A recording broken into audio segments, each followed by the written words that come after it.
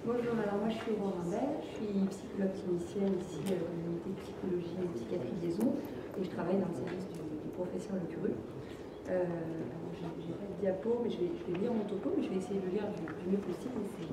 C'est plus simple pour moi, je pense que ce sera mieux pour moi aussi si j'ai le fait. Donc tous les jours, je rencontre à ma consultation ou en hospitalisation des patientes touchées par le cancer du sein dans des situations variées, en couple ou célibataire, jeunes ou moins jeunes, avec ou non des enfants à charge, issus d'une lignée touchée par la maladie de génération en génération, ou premier cas, sans aucun antécédent familial, devant faire face à une simple, je mets des guillemets parce que c'est jamais simple, tumorectomie ou une mastectomie totale, avec ou sans reconstruction, avec ou sans chimiothérapie ou radiothérapie, des femmes assises en face de moi en consultation ou allongées dans leur lit d'hospitalisation avant ou après leur opération.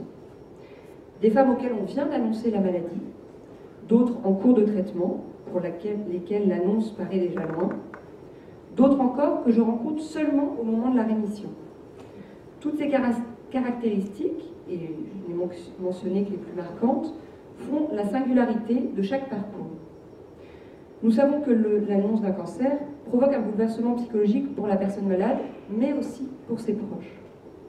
Chaque femme réagit de façon différente à la maladie, et surtout, il n'y a pas de bonne ou de mauvaise manière. Pourtant, les médias, le discours sociétal, véhiculent beaucoup d'injonctions généralistes. Les patientes sont sommées d'être fortes, de se battre, parce que le moral, c'est 50% de la guérison.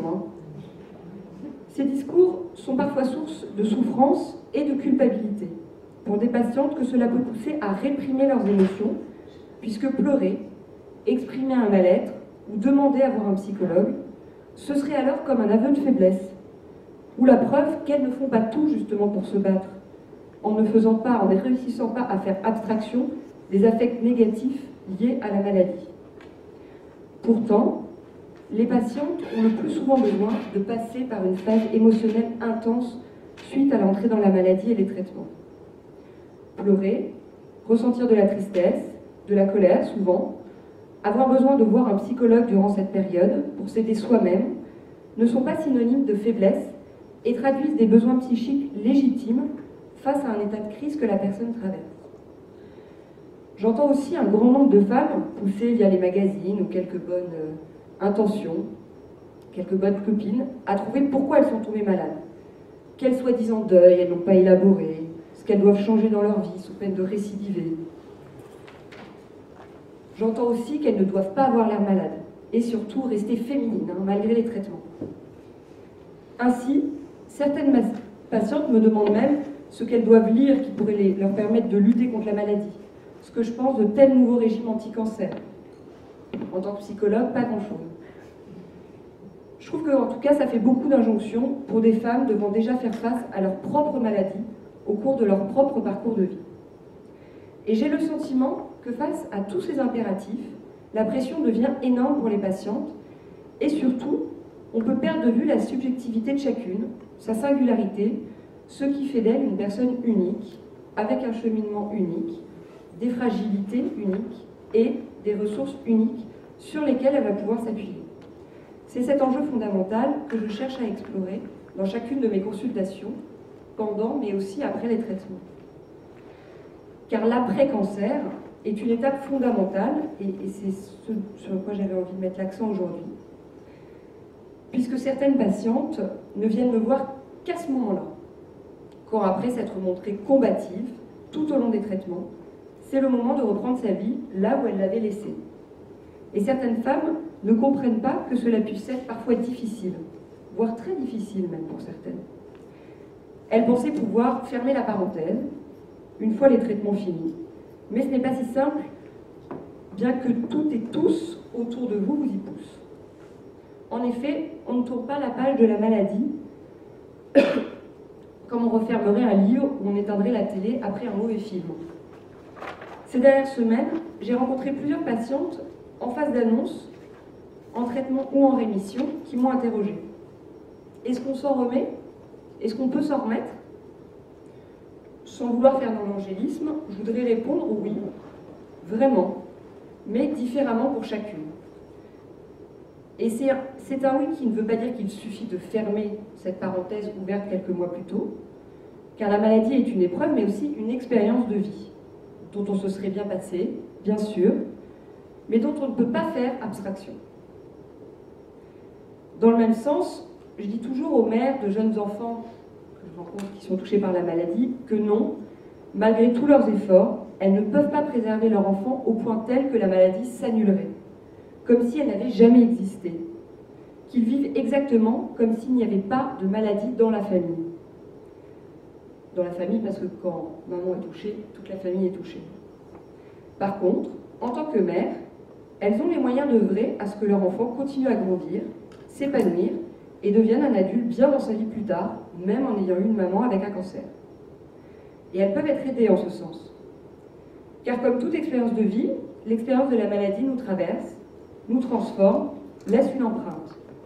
L'enjeu sera de retrouver un équilibre qui intègre cette expérience de la maladie, plutôt que d'essayer, et à mon sens c'est un peu peine perdue, de l'effacer ou de l'oublier. Certaines patientes, évidemment, sont tentées d'essayer malgré tout de faire comme si cela n'avait jamais existé.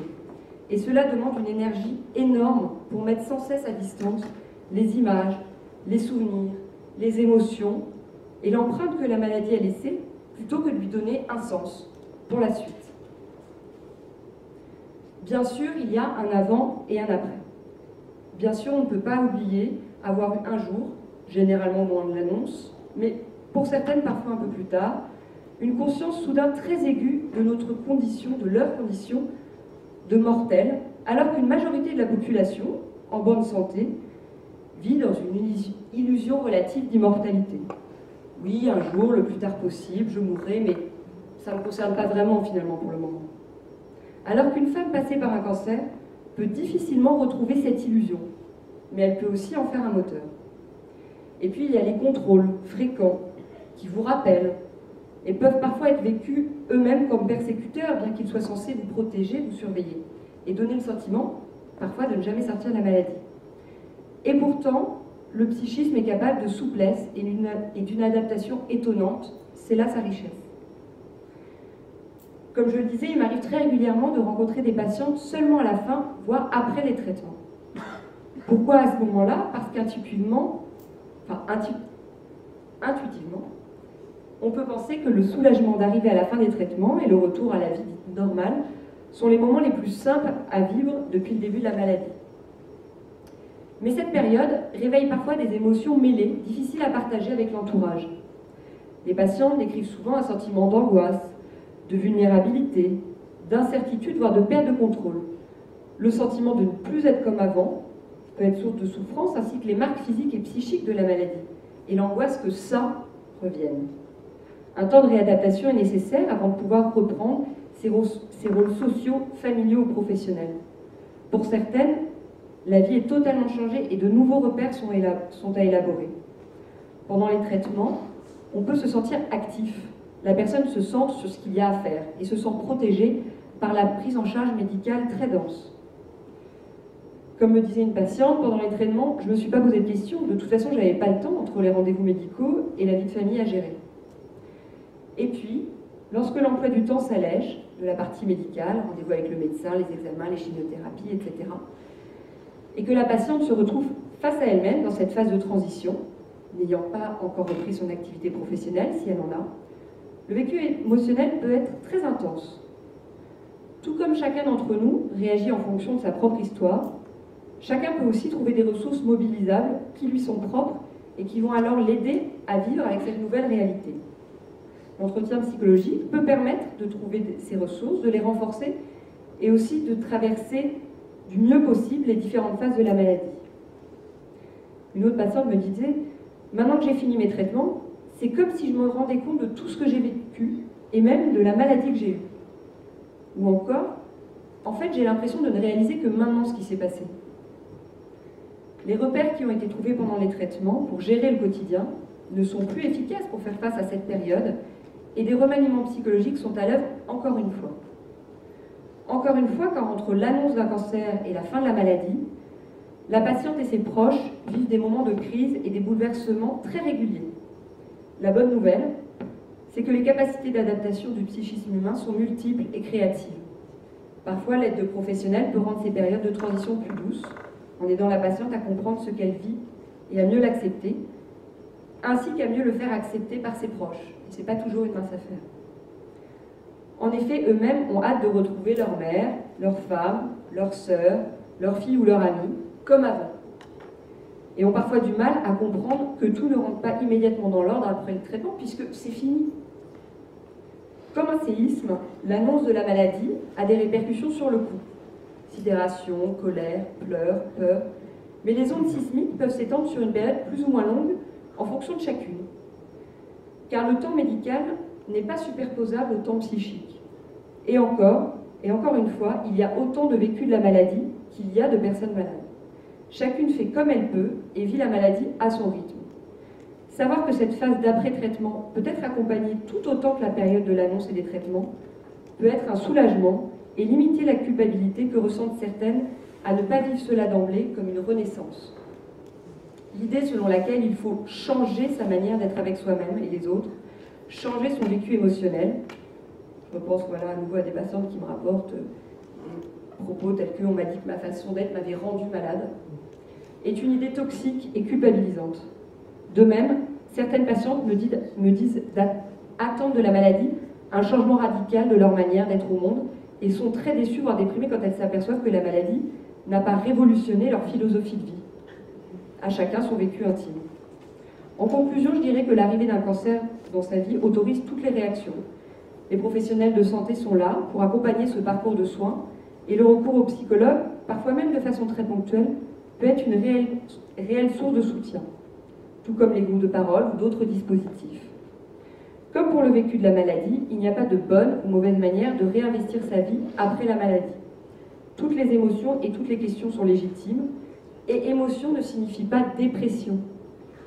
Même si cela passe par des moments de pleurs, l'expression et l'élaboration des mouvements émotionnels permet de mieux se comprendre, se connaître, identifier et mobiliser ses ressources pour l'après.